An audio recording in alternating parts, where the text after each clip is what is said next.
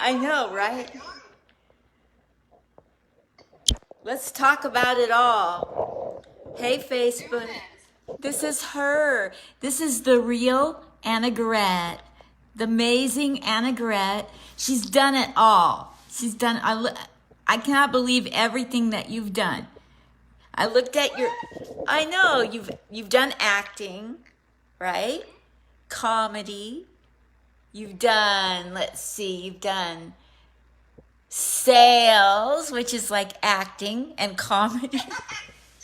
Sometimes it's a little bit like comedy, definitely. It's like total slapstick comedy sometimes, yeah. Yeah. And then you've done, it says on your list of things, you put becoming a human way down at the bottom. It's like, I have to tell you, I am a spiritual person, right? But at one point, I just, all lines blurred, and I've taken it too far at this point. I am 1000% convinced that I am actually an alien, or at least an alien, and I'm just looking for proof of that constantly, so... I feel like I'm from another planet sometimes too when I don't relate to mean people. Just don't get it. Well, mean people are just assholes, so mean people, I feel you on that one. I know. They can just go through themselves. I know. I remember at the Portland Comedy Festival where I met you, you were, oh my gosh, you were so brave to go up there and do the roast. And I'm like, Oh, you know that I still have nightmares from this. I still have I forget his name. What's his name? Eric. Oh, I roasted him so hard. I was so scared of him. And he had a bunch of jokes about my shoes. He's like, so you're into men, but you're wearing these lesbian shoes. And I found these shoes in my car the other day, and I was just like, Oh I my. can never wear them again. I was like, I would have paid you $1,000 to roast him up one side and down the other. He was the biggest mole ever around that place. So he deserved everything you gave him and more. you know, the best part was you were so helpful because I was walking around like trying to find people who knew something about him, and everybody was like, he's an asshole. I'm like, Jesus Christ. Well, I guess that makes it easier, but damn. I was like, let me tell you some shit. You were so ready. You're like, this is my notebook. These are all the things he has done. Let me tell you. Oh my I gosh. should follow Instagram. I don't even know why. I remember putting up these flyers. The club told me I could put flyers because I taught comedy. I could put them here and here and here, and I paid to print them, and I put them up myself, and I'd come back the next day, and they're all in the trash. That's just one of the many, many things about him. I know dirt on that boy. Well, okay, but I hope that he also still cries about all the really... I said some mean shit to him. He did. He was crawling off the stage, Annagret. So beautiful. Brutal. I didn't even know I had that inside of me, but out of sudden it was just like... Do you understand how mean somebody has to be for me to give you, all this ammunition? And then I was holding back a bunch more. Here's the thing, Linda, I already told you I quit comedy since we last seen each other, but I feel like maybe for the right roast, I'll come back. Oh, that'd be so great. But only if you give me all the Dirt? yes, all the you have to give me all of the information. Then maybe I'll consider it. Okay, well, I'll find a roast here in Vegas. As soon as I find somebody they're roasting who's been an asshole to me, I'll let you know. That would be Let's get even with this guy or girl. Linda, you have a list, and you're like, okay, you be an asshole to me, I'll have somebody roast you. So I'll teach you. I love that, Linda.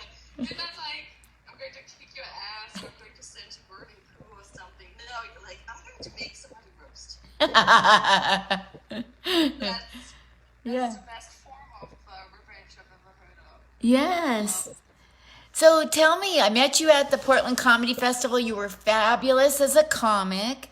I'm sad that you're not still, practicing comedy right now because you're so good at it. You're so funny and you have such a unique twist on comedy and such a great voice, because you have a whole different perspective on life and it makes you so interesting. So what have you been doing?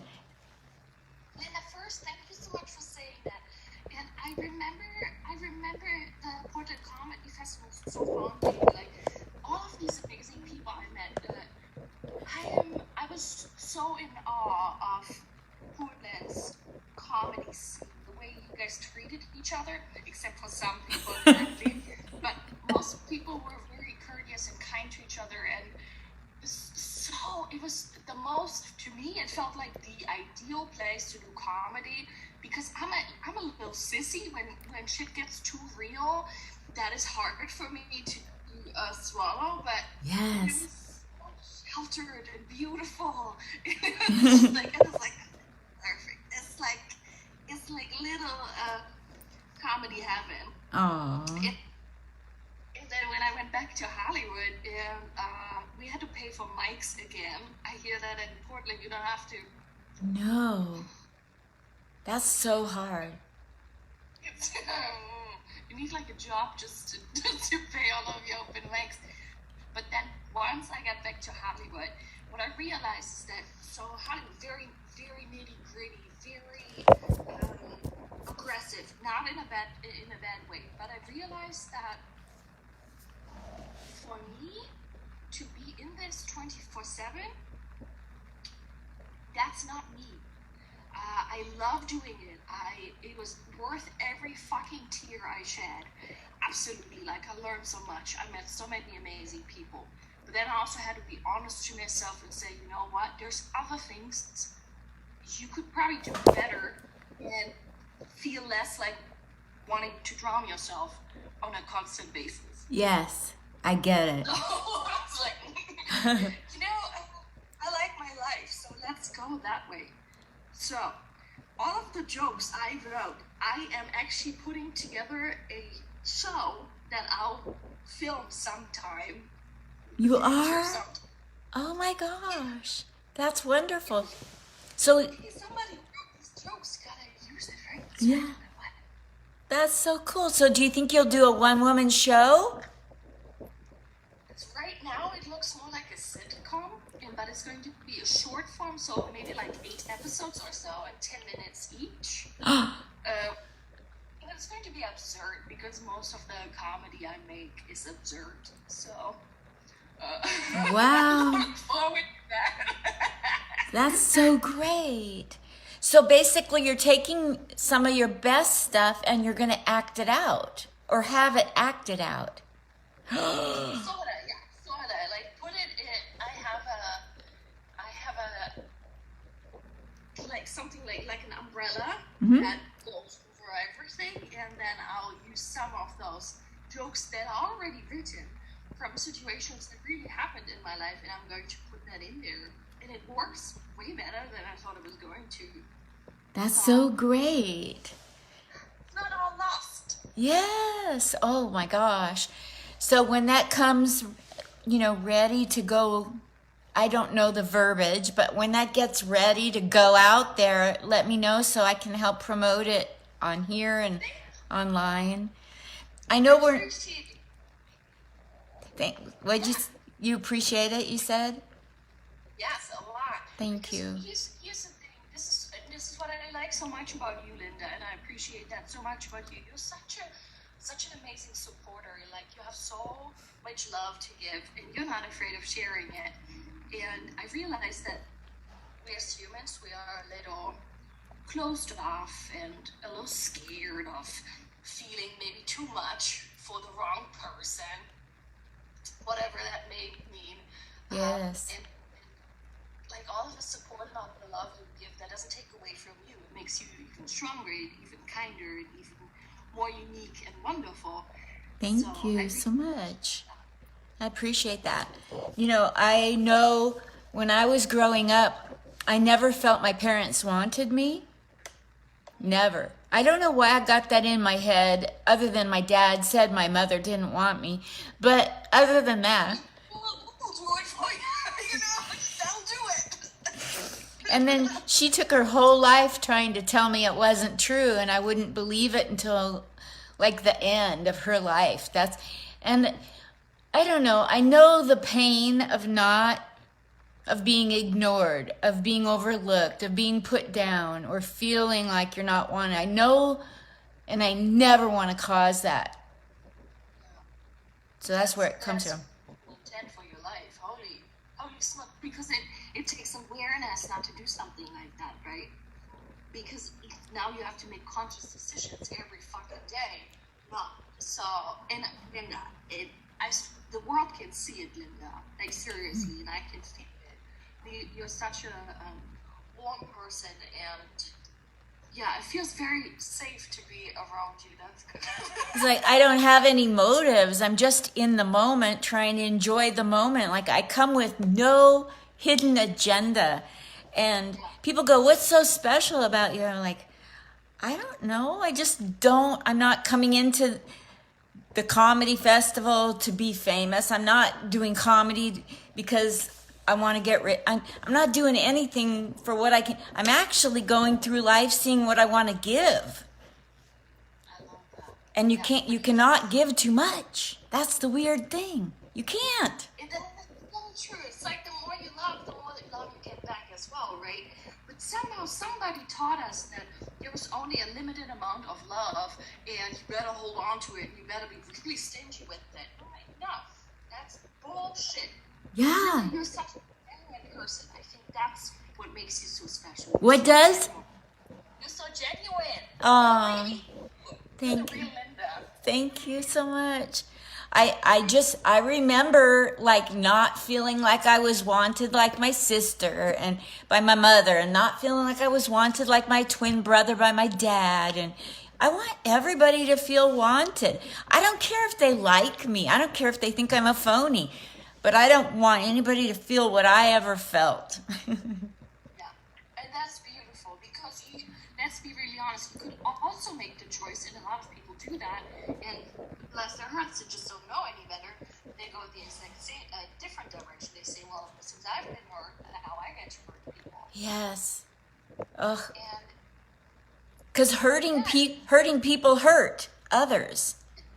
that's exactly, so that's so true, because, yeah, so you made a conscious decision to go the exact opposite direction and instead heal, and I think that's amazing. But like you, I didn't become a human right away. It took me a long time to get. Yeah, you had to earn that too first. Because What made you human, Linda? when I was growing up, my father had survived the concentration camps over in the old country, right? He literally was in them. And so the way he survived was by lying, cheating, and stealing.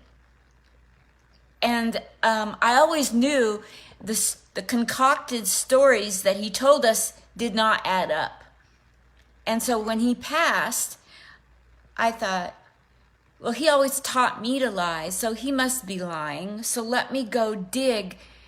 And I dug. I went to the German government and asked them, how could my father survive 7 concentration camps when most didn't survive 1? Yeah.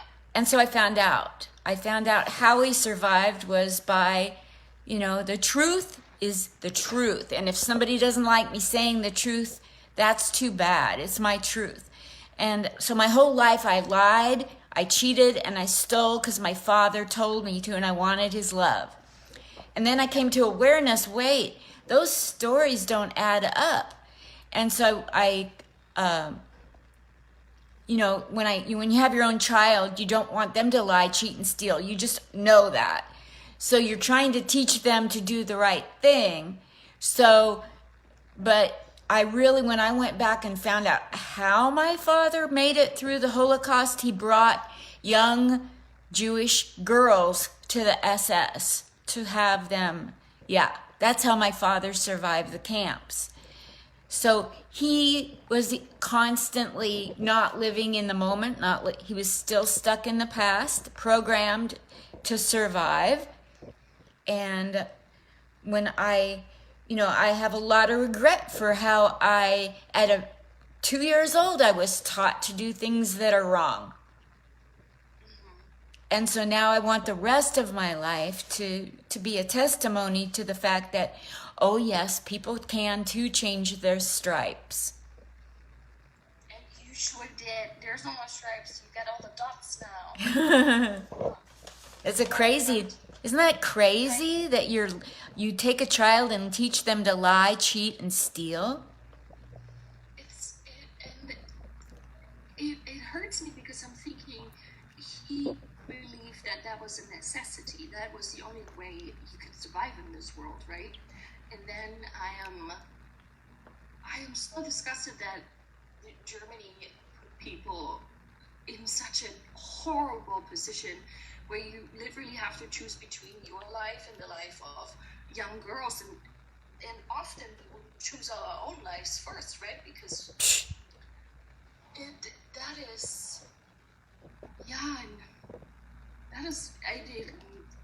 hard to put myself in that situation, and I think a lot of people, who knows how many other people had done exactly the same. Thank you. Anybody that says that they were Jewish in Europe, Western Europe, during World War II and survived, had to make some life choices that they're not proud of. They had to. So. Yeah. I don't think anybody can really be super mad at them because they fought for their survival. Everybody did, and it was such a horrible time to even make it out alive. Like, that's incredible. Yeah. It's incredible, seriously. Yeah. So this isn't supposed to be about me, it's not my therapy hour, but let's just get off. I just wanted to end it with, so my parents became parents, but they were still not in the moment. They were in World War II, most of their life. So my whole childhood, way before I knew what it was, I was trying to get them to be present and in this moment, enjoy this moment. And that's where my comedy comes from, is you could see pain when you're 2 years old on your parents' face. You can see trauma. And so that's the motivation I have behind my comedy is it's not just Holocaust survivors. Anybody in the audience has been through something, and that's what I see when I'm on stage. I see wounded people that, aren't in the moment. How do you get them to be in this moment? Yeah. And it's so interesting how pain is still one thing that unites us more than anything else. I see this when I try to talk to somebody and be like, hey, what's the best thing that happened to you today? Often they will divert and go, you want to hear about the worst thing? The pain is still the one thing that we can share easier than the joys. Maybe because we don't think that we're allowed to, or maybe it's not safe. But then how beautiful for us as comics, or me as ex-comic, that you get to heal somebody on the other end, or just for a quick minute give them some relief and not think about whatever fucked up thing is happening in their life. Yes. So, yeah. How many times in a day you can have 30,000 good things happen, and yet we focus on that one thing where somebody ignored you or yelled at you, the bank balance wasn't what you thought. We are so programmed to cut ourselves short of really living and being thankful for all the good, bringing out the good. I want to bring out the good in people. Yes. There's Yes, 1000%.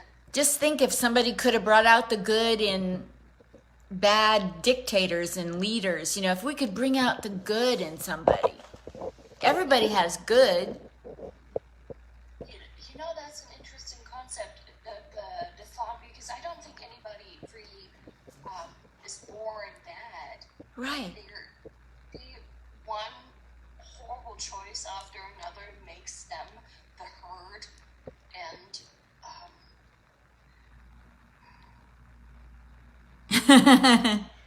The looks on your face. I don't say the words, but I'm like,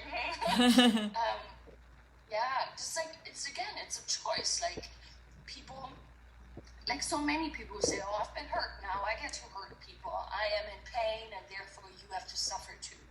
And that happens in small, everyday scenarios where, I don't know, somebody cuts you off and then they flip you off, even though you're like, they're cut you off, and you're like, what the fuck just happened? But then it goes on to, I don't know, a wife and a husband beating each other, and it goes on and on and on, and then of course it gets into much larger scales until some asshole like Hitler says, no, I'm going to make everybody around me suffer because I suffer. Exactly. That's exactly how it happens. Like one time I heard a pastor saying he had the altar call at the end of the service, and he noticed this high-powered executive in the city, very famous, let's call him Bill Gates maybe, and it was in Seattle. I don't know if it was Bill Gates, probably not. And every time he'd say, come forward if you want to accept Jesus Christ, this guy would grab the altar, the pew really hard until he got white knuckles. And then the pastor noticed that he was grabbing it less and less tight every time. And that's kind of like our hearts. When we first are children, you say, oh, that poor doggy, Lassie, the show Lassie, or that makes you cry. And then as we get older, we're hardened and nothing affects us. Are you there? Did you freeze up? What happened here? It froze up on us. Come back to me, Annagret. It froze up. You should see this cute picture of you. Annagret? Oh, no, you left. Maybe you'll come back. Come back, Annagret. Hi, Barry. You want us to look at your YouTube? Is that what you're saying? Stay tuned, Katie. She'll come back. Somehow, I think the internet kicked her off. My computer died. She'll be right back. So let's hang in there. Let's stay here. Isn't she amazing? I just love her so much. She's somebody that you could meet her at a coffee shop, or when you're like buying clothes, or at a strip club, or a comedy show, anywhere. And you could get to talking to her and just adore the heck out of her. Here she is back. So we did it. We kept it rolling, Annagret. We kept talking while you were gone. I'm so sorry. Just when it got really, really intense, and then my computer died on me. I'm so sorry. That's okay. But that's how humans are. We start out very soft and then we get hard. That's the point. Yeah. Oh, that's yeah. I wish that people in comedy, let's just take comedy, acting, the arts, like women that give recipe, like if you ask somebody, oh, that's really good chocolate cake, could I get the recipe? Us bitches, we will leave out an ingredient, right? I know baby boomers were that way. But when we're all trying to figure out Zoom and all these video things, and like if somebody asks me something, how to do something, I'll tell them everything I know. Or if you want to get on a show, I'll tell you the booker. But there's so many people that have been so hurt they refuse to help others. And that comes down to this whole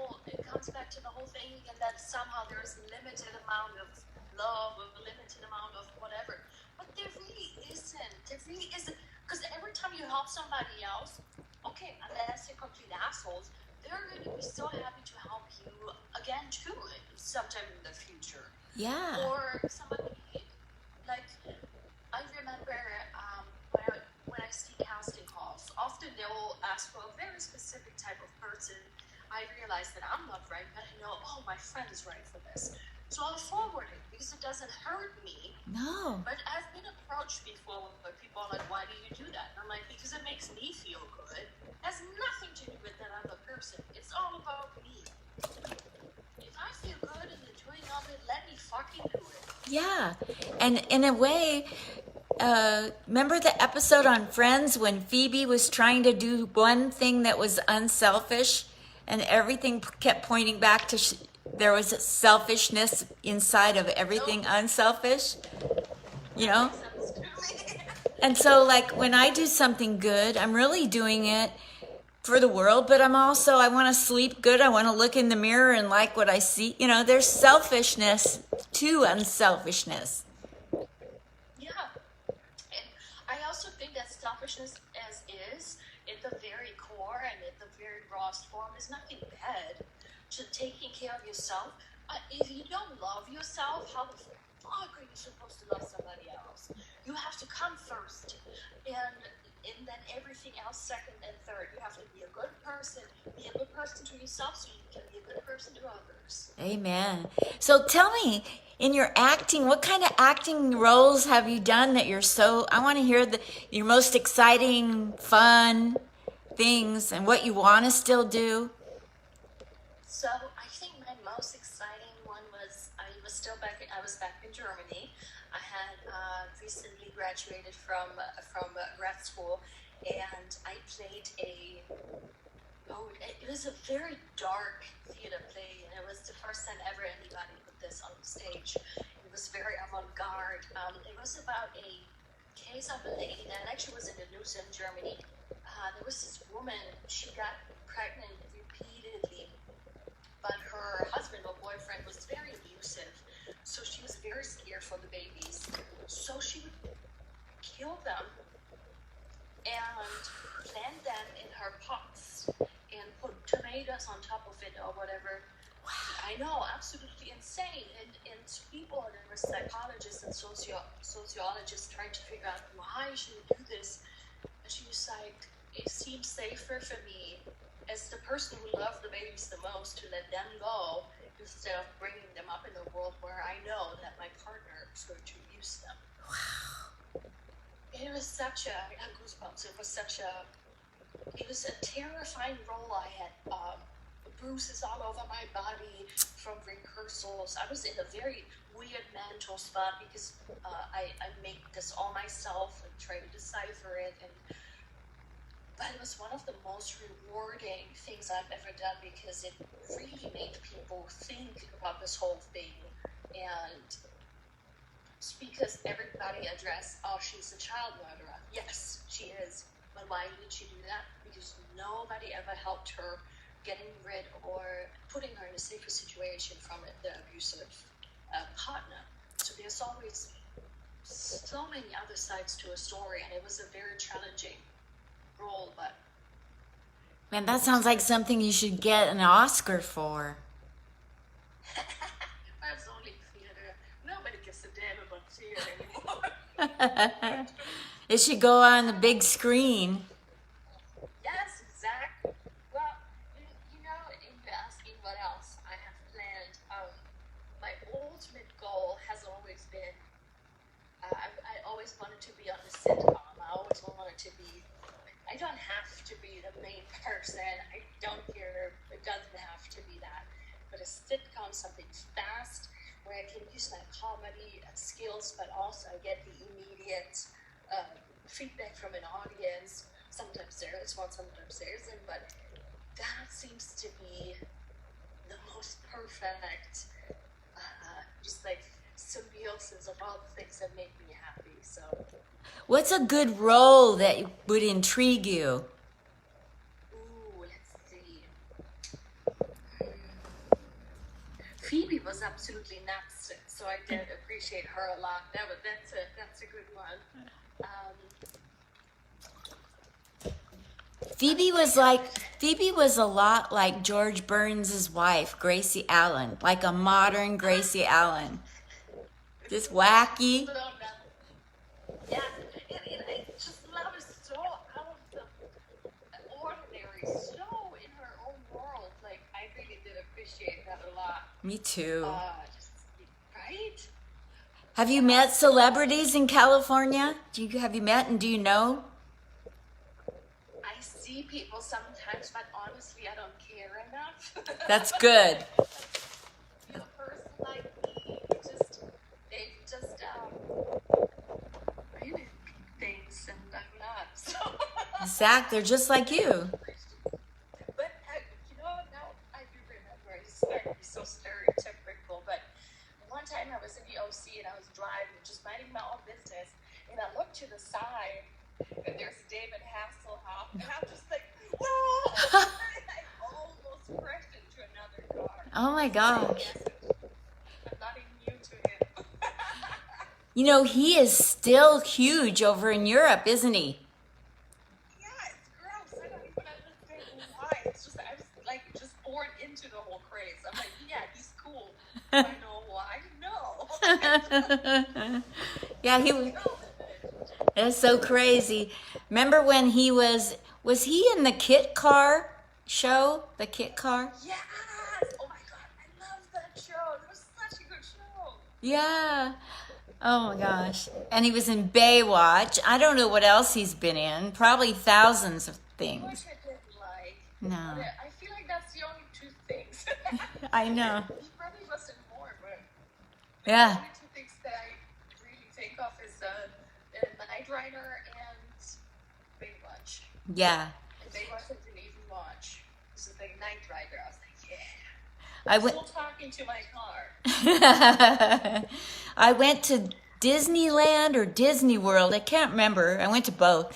And they had the Knight Rider, the Kit Car there. And the other guy's was behind the stage somewhere. And when children and their parents would go up, the other voice was there and he was talking to the kids. And I wanted him to talk to me. So he was talking to my daughter and I said, how about me? How about me? Finally he goes, okay, lady. It's like, shut up. What did he tell you then? What did he say? He's like, something about, okay, lady, I hear you. And then he went back to talking to my daughter because the show wasn't for older people. It was for the kids. How's that fair? How's that fair? That's amazing. I love it. So what type of sales do you do? Are you still in the... I work in the food and beverage industry. Right now, I sell a sparkling water. You do? Are you allowed to say what it is? Yes, it's called Go High. No way. It sounds like there's drugs in there, but it's not. Where does somebody try Go High sparkly water? Well, I would probably have to first sell it into some store in Portland. Yes. Did you know I moved to Vegas? I'm in Vegas now. When did you move to Vegas? I came here in August. No, I lied. I came here in October for a party, and it was in the green room at the Tropicana at the Laugh Factory. So I got to meet Harry Basil, his wife, and all the comics. And I was like, what the hell am I doing in Portland, Podunk, Oregon? You know, after you've seen Vegas and all the people there, I loved them all. They all loved me. And I was like, that's it. I'm dying in Portland. I'm moving to Vegas. So here I am. That's awesome. That means I can come and visit you much easier. Because Portland is a fucking drive. Ashley and I, we actually drove up. Oh, so many hours of nothing. Just straight. Oh, God, that drive. I know. And we got stuck and we were like, we have the 1 week in Portland. We were like, I'm sorry, I never thought I would say this, but there's too many fucking trains. Sometime it's worth it to take the train. Oh, that sounds hard. Yeah, Well, that's a lot better than trying to drive, because there's hundreds of hours of nothing on that road. It's just like you have time to count the hair in your nose. pretty much, yeah. We talked about everything. We got into the car. We barely knew each other, and by the time the drive was over, we were like, "Cool, we're best friends now." I just want to end. I'd love to end on two things: the difference that comedy festival made in your life versus mine, and then winding it up, where all on the internet people can follow you, because I have your Instagram and your YouTube, but anywhere else. So when you went to the Portland Comedy Festival and you got to hobnob with people like Mark Brazil, who writes sitcoms, that, like, did you find a lot of the connections that you met have still been in your life, like Ashley Shapiro? And Yeah, there's a lot of people in Portland that I talk to on a regular basis. I know that one of my, he's so cute, AC. He's super special to me. If he watches this, he's going to be surprised because I haven't talked to him in like months. But there are so many wonderful people, also people from LA that I got to connect with on a deeper level than before. I was like, oh, I don't know how I feel about them. But literally, I didn't meet not even one single person at the Portland Comedy Festival where I was like, oh, I don't like them. It was it was really like utopia. Comedy utopia. Everybody who went to the Portland Comedy Festival came back. We had nothing but good things to say. We were so excited. I still am so grateful. I have the batch hanging in my kitchen. I'm so grateful. I'm so proud of myself too for making it up there and meeting all of the great people. It was the best way to end comedy. yes. And you're not sad about ending comedy. You've closed the door unless you get to roast somebody that's been mean to me. Exactly, unless I get to roast somebody. You're so good at that. That was so great to see that. I'm gonna find that I'm good at this. The only time I could roast anybody myself is if it was a roast where you give them put-ups, not put-downs. Like, I love your jacket. Where did you get that? That is so beautiful. Like, that's how sickening I am. I can't roast somebody. I can't do it. So tell me, where can people follow you, Annagret? Yes, so the easiest thing is definitely Instagram because that's where I'm at all the time. And that's at the real Annagret. And it is the real Annagret because I have another 2 Instagram accounts and I don't know how to get into them. So the real Annagret. And then on Facebook, Annagret Styoff. And How do you spell the last name? Styoff,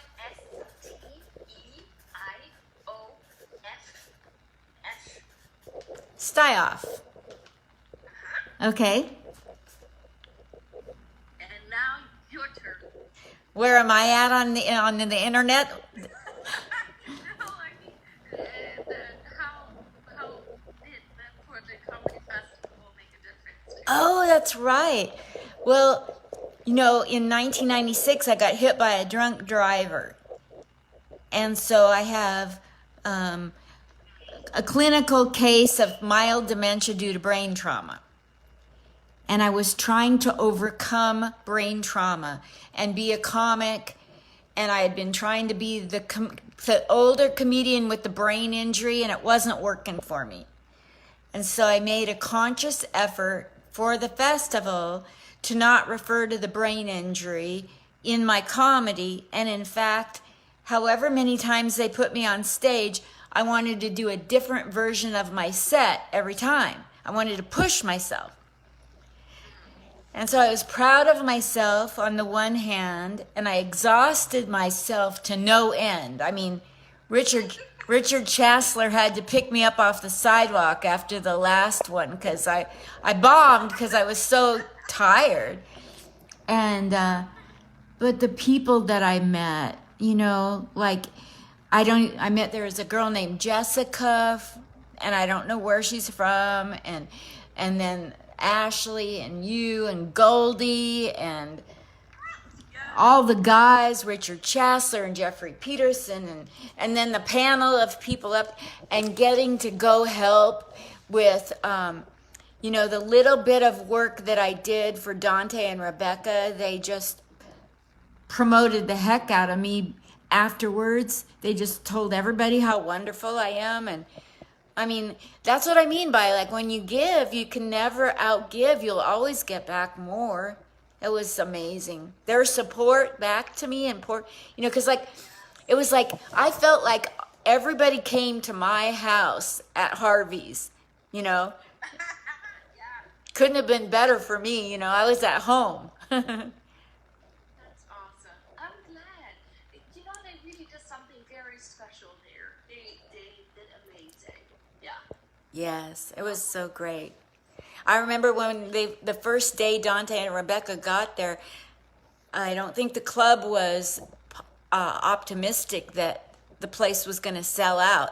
But by the time Dante and Rebekah and their team, and we went up to the VA hospital on the streets of downtown Portland by Portland State University, and we went over to I can't even remember, the Pearl District, and passed out flyers. And other people were out there passing out flyers, and the place filled up.